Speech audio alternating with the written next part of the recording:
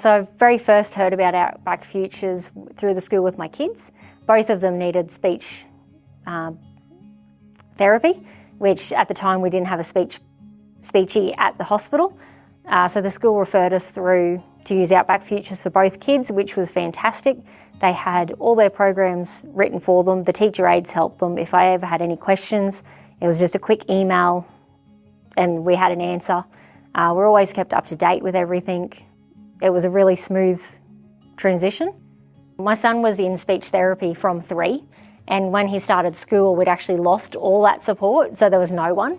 Our only option at the time was to drive to Longreach for an hour session, and then not until we actually got into school that the principal actually said, "Oh no, we can access Outback Futures, so you don't need to be driving to Longreach every week for help." So it was relieving to know that I didn't have to disrupt them and they could do it at school, and it was so much easier. So it was just that massive relief that the service was actually provided to us. The second time I used them, my son had a lot of anger issues, and again, our principal said Outback Futures would be probably the best people to contact.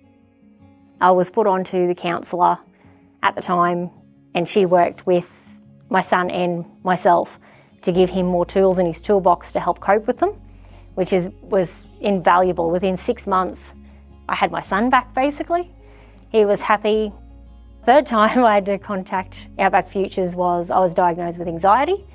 Not long after leaving one of my jobs, I found it very hard to cope day to day.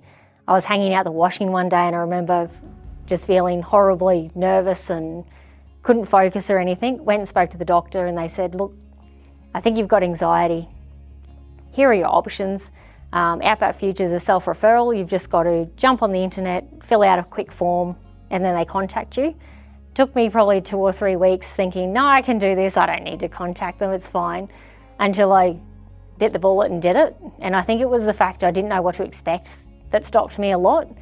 Once I actually filled out the form, I think it was only 2 or 3 days, I had a lady contact me, putting me on the wait list to speak to a counsellor, which she said, "Oh, there's a little bit of a waiting list."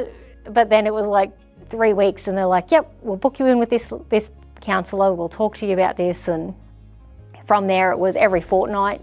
My counsellor would contact me for an hour session via Zoom, which was fantastic because it was good to actually see them, and the activities we did online as well were really easy.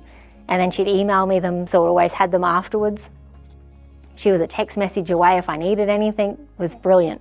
It just felt that overwhelming support with her, which was really great. I found not having the counsellor actually in town with me not an issue. The Zoom classes were fantastic. Zoom sessions were fantastic.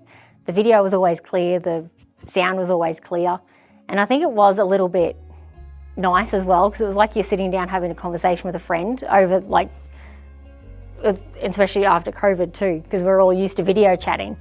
So it was just like you're sitting down having a conversation with a friend over video chat rather than like a counselling session.